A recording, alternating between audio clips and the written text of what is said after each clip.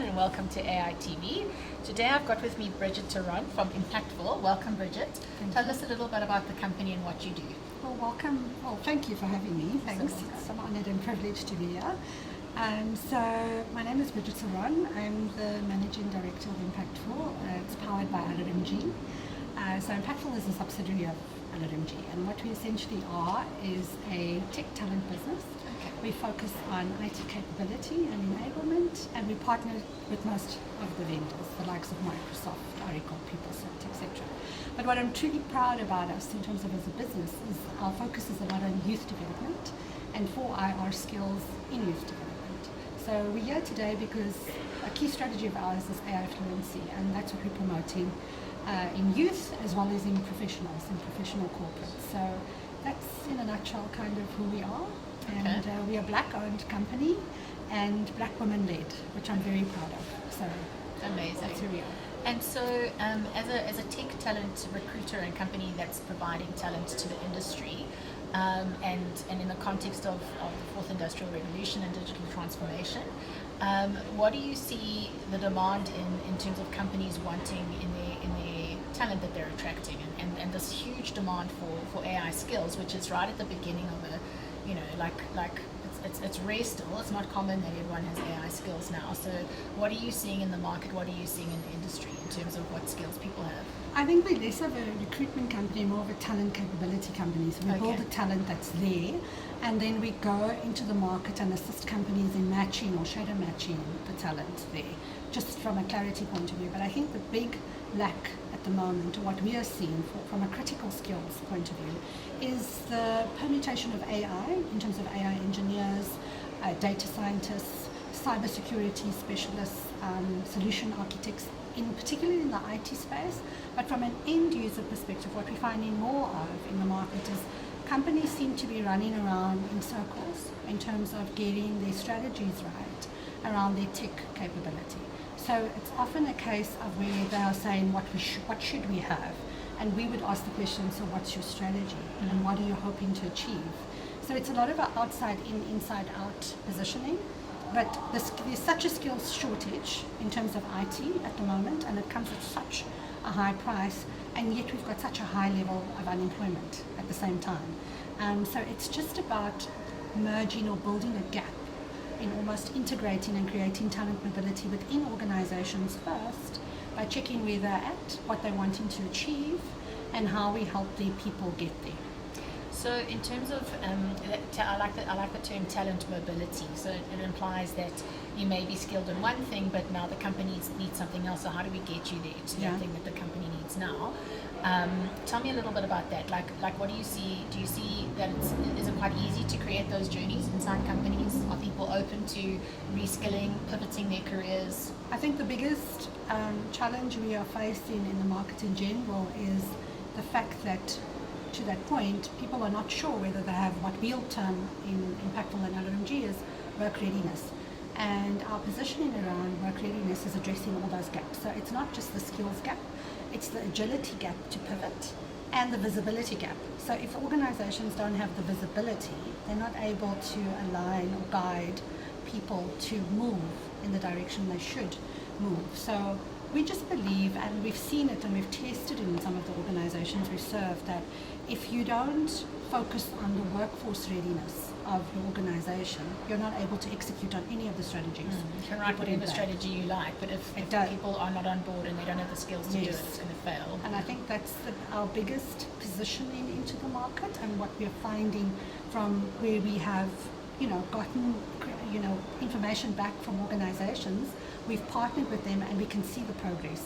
So we can easily see from one organization to the next which one is pivoting and which one is lagging. And every organization wants to be profitable and sustainable. And in the disruptive era we're in, I mean, look where we are, that is actually pivotal. Workforce readiness is a critical requirement for organizations. And what do you think the difference is between the organizations that are successful at this pivoting and the ones that don't? Like what are the characteristics of those organizations that makes them successful in being able to make that change? It's exactly that. It's organizations that are focused on a skills first approach and creating visibility and inspiration and then going out and making sure that they live into that by building those pathways for their people, and then executing on their strategies as they do. So I think that is the biggest shift for me. Organizations that are investing heavily in creating workforce readiness and being open about what the skills gaps may be or the visibility gaps may be, and are focusing on that, are the ones that are pivoting faster. From an innovative perspective, from a competitive perspective, they're moving faster. All with AI as the major As the driver, catapult. yeah. For that. And what sort of skills are you seeing that the companies are asking for, or what is work when it comes to AI? What do modern workforces need? Like, if you want your workforce to be AI ready, what kind of skills do they need? Is it simply setting them on a Snowflake certification, or is it like, what does it take? Like, what do companies need to be AI ready or have an AI ready workforce? I think it's firstly the strategy of what they've determined is their AI strategy and how much work they've actually done on it, and how they've separated AI from what we need to do from an organizational point of view to AI in terms of where we're going, in terms of what the market needs. And what I'm finding the big critical gaps are is that the IT guys are running with the strategy, HR is running, there's a community of practice for AI, and the end users are all being thrown on courses.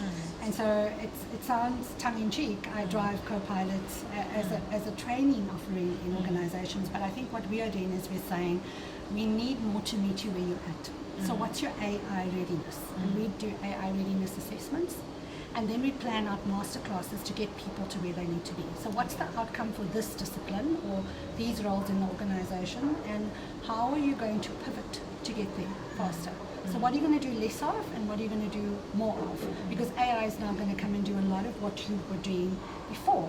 And I always say, because there seems to still be a little bit in our traditional companies, corporate companies, there's this view of, oh no, but we'll make it a strategy and we'll see where it goes, and we'll take it easy because our people are not ready for that. They don't want their jobs to be taken from AI. And my response to that is, the people that are not ready for AI, it's not AI that's taking their jobs, it's someone who knows AI that's taking their jobs. So, and that's it. It's about making that step to pivot, but towards a deliberate direction. Not just randomly. Like, no. Oh, we need AI. Let's throw in this. ChatGPT for beginners, because let's just throw the governance. Let's just throw everything in the pot, and then you find people having this major anxiety around having to align because they can't see the North Star of what they're actually doing, and thus I believe it starts with strategy. And what's interesting about AI and how it's changed over the years is the rapid pace of change. So I don't think we've seen anything like this in terms of, even if you look at historical technology growth and all these new things that have come out, nothing has exploded as fast as AI, and that doesn't look like it's going to stop anytime soon. So how do organizations stay up to date with this thing that is literally changing every 3 months? Yeah, I think it's also not in isolation of everything else. So, adopting and putting AI into an organization involves all these other areas that are critical, like security, like cybersecurity, like cloud, and integrating those strategies into what you're going to be doing with AI. So it's always going to shift. And it's always going to be above the curve. But the tech gap and the people gap just widen by the day. And I think it's key for us to start bridging those gaps marginally. Closing those gaps, because I don't think we're going to get there. We're never going to be like an AI bot. We're never going to be able to say, oh, we must be on top of everything. We need to allow it to work for us. And we need to bring the human-centricness back into what we're doing as organizations. AI is always going to move at a rapid pace, and so is everything else. But our knowledge base in terms of closing the gap on the change is what's important. And that comes with a culture of a mindset, an innovative shift, and a belief in what we are doing as organizations. I don't think we're ever going to be able to stop this train. I think if you read a lot of the papers that are out now, most of these AI bots are not actually being engineered anymore. They are running at their own paces. So for us to move ahead, we need to go back to critical thinking as a skill. We need to go back to human-centric positioning and how to use it to our benefit to stay abreast of the change. Awesome. Bridget, thank you so much for joining us today on Thank you so much for having AITV. me. We look forward to seeing what's next for Impactful, and we Very wish you well for exciting. the show. Thank you so much. Thanks for having me.